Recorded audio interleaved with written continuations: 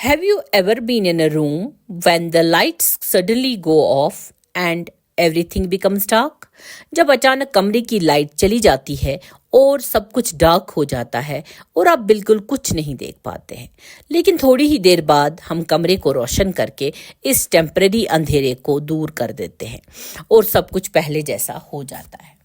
लेकिन अफसोस, वो लोग जिनकी रोशनी कभी वापस नहीं आ सकती है, जो बचपन से ही हमेशा के लिए रोशनी से अनजान होते हैं, जिनकी पूरी जिंदगी अंधेरी होती है, यही है वो जो कि ब्लाइंड, साइटलेस या अंधे नामों से जाने जाते हैं। बच्चों, ऐसा हरगिज नहीं है कि ये लोग दुनिया में कुछ कर नहीं सकते, बल्कि अल्लाह ताला ने इनमें भी कई तरह की सलाहियतें अता की हैं कि ये अपनी इस कमी को अपने ऊपर हावी नहीं होने देते हैं। हिम्मत मर्दा मदद खुदा। आज मैं आप तक एक ऐसे शख्स की कहानी सुनाती हूँ जो कि बचपन में ही अपनी आंखों की रोशनी खो देता है और आगे दूसरे अंधों की जिंदगी को आसान बनाने का अपना मकसद बना देता है। वो है Louis Braille.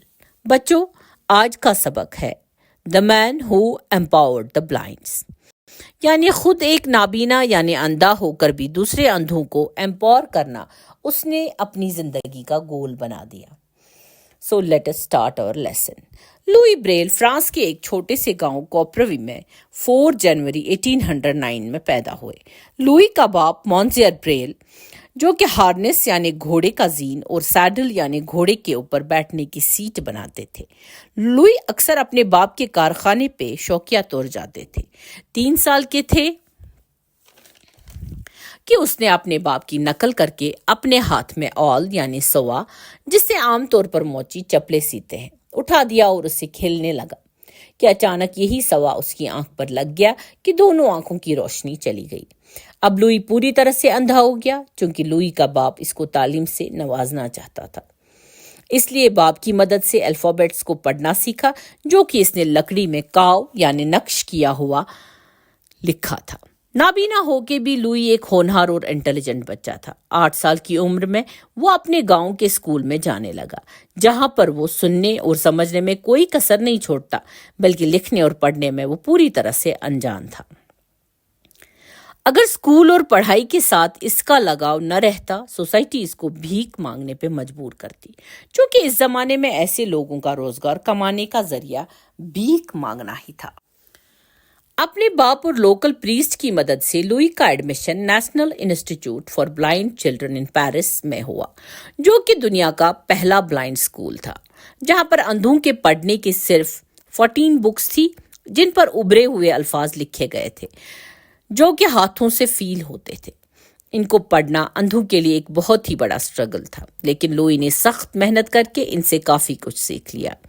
In the meanwhile Louis ने कुछ संगीत बजाने के इंस्ट्रूमेंट्स, ऑर्गन, पियानो और सेलो भी बजाना सीख लिया, जो कि वो चर्च में जाके बजाता था।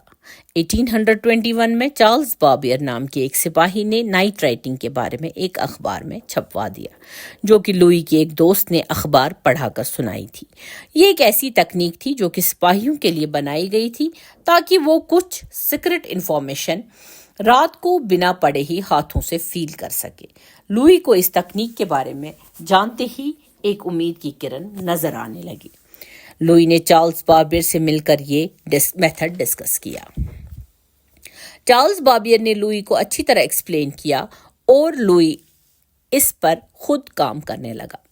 चार्ल्स बाबियर ने एक कागज के शीट के ऊपर ऑल से कुछ डॉट्स छेदे और लुई को कागज के दूसरी तरफ बम्प्स या डॉट्स महसूस करवाए। हत्ता कि चार्ल्स बाबियर ने 12 डॉट्स और डैशेस को यूज किया था, लेकिन लुई ने सिर्फ 6 डॉट्स और डैशेस को ही इस्तेमाल किया। लुई ने इन डॉट्स और डैशेस को इस तरह अरेंज किया कि हर एक पैटर्न एक दूसरे से अलग था, कि अल्फाबेट्स की पहचान हो। उसने म्यूजिक, मैथमेटिक्स के लिए भी अलग पैटर्न बनाया। बच्चों, लुई के सिस्टम को हम इस बनाई हुई तस्वीर से समझने की कोशिश करेंगे। बच्चों, ये है Louis system of dots and dashes या ब्रेल सिस्टम। ये वो डिज़ाइन है जो कि लुई ने एनग्रेव करके कुछ डॉट्स को इस तरीके से डिज़ाइन बनाया है कि सारे अल्फ़ाबेट्स यहाँ पे अलग अलग तरीके से डॉट्स के ज़रिए बताए गए हैं। پہلا الفابیٹ ہے اے، جیسے کہ ہم جیسے لوگوں کو پتا ہے کہ اے کی شکل کیسی ہے، لیکن جو بلائنڈ پیپل ہے، جو پہلے سے بلائنڈ ہوتے ہیں، ان کو تو اے کے بارے میں کچھ پتا نہیں ہے. اس لیے لوئی نے جو ڈیزائن بنایا وہ انہوں نے اس طریقے سے یہاں پہ ڈاٹ بنایا، یہ ڈیشز کی جگہ پہ بلینک سپیسز ڈالی، اور یہ ڈاٹ جو ہے اس کو انگریو کر کے، تاکہ ایک بلائنڈ پیپل جو ہے وہ اس کو ہاتھ سے ایسے فیل کر سکے اور ان کو پتا چل جائے یہ اے ہو سکتا ہے. ویسے ہی بی کے ڈاٹس کی ڈیزائن اس طریقے سے ہے جس سے اس کو پتہ چل جاتا ہے کہ یہ دو ڈاٹس جو ہے یہ بی ہو سکتا ہے.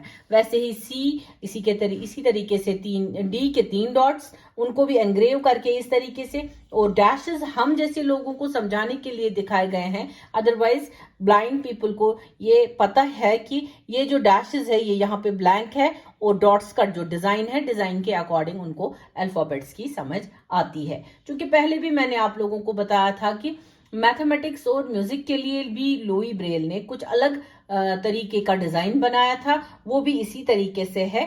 A to Z الفابیٹس میں یہ جو ڈاٹس اور ڈیشز کا پیٹرن ہے یہ بالکل وہی ہے جو کہ لوئی بریل نے اپنے سسٹم میں بنایا تھا.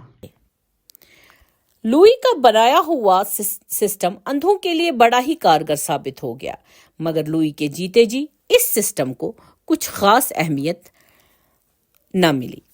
پوری دنیا میں بریل سسٹم پھیل تو چکا تھا، لیکن بلائنڈ اسکول میں ابھی تک لاگو نہیں کیا گیا. وہ اس سسٹم پہ کام کرتا رہا اور لوگوں تک پہنچانے میں کوئی کسر نہ چھوڑی. اپنے دوستوں کی مدد سے نئی کتابیں چھپواتا گیا. لوئی کی نا امیدی اس حد تک بڑھ گئی کہ اس کی طبیعت بھی بگڑنے لگی، لیکن پھر بھی لوئی نے ہار نہ مانی. لوئی نے کئی لوگوں کو ڈاٹس اینڈ ڈیشز سے میوزک بجانا سکھایا تھا. انہی میں سے ایک لڑکی نے لائیو کنسرٹ میں بہت ہی زبردست پیانو بجایا، جس پہ لوگ حد سے زیادہ متاثر ہوئے اور لوئی کی تعریفیں ہونے لگی، جس پر کہ لڑکی نے ایک سپیچ دے کر لوئی کی پہچان کروا دی اور کہا، I beg you to applaud him, not me. I play through his eyes. یعنی ان سے درخواست کر کے کہا کہ میری نہیں بلکہ لوئی بریل کی تعریفیں کیجیے، یہ سب انہی کی بریل کی دین ہے. اگلے ہی دن پیرس کے تمام اخباروں میں لوئی بریل اور اس کے سسٹم کے بارے میں خبریں چھپ گئی، جس سے کہ بہت سارے اسکولوں نے اس سسٹم کو امپلیمنٹ کرنے کا ارادہ کیا، جسے لوئی کا پھر سے ایک امید کی لہر نظر آ گئی. 2 سال بعد ینگ انسٹیٹیوٹ آف بلائنڈس نے لوئی کے سسٹم کو اڈاپٹ کیا. اس سسٹم کو بریل سسٹم کا ہی نام دیا گیا. بلائنڈ پیپل آج بھی اسی سسٹم کے ذریعے تعلیم حاصل کر رہے ہیں، تھینکس ٹو لوئی بریل.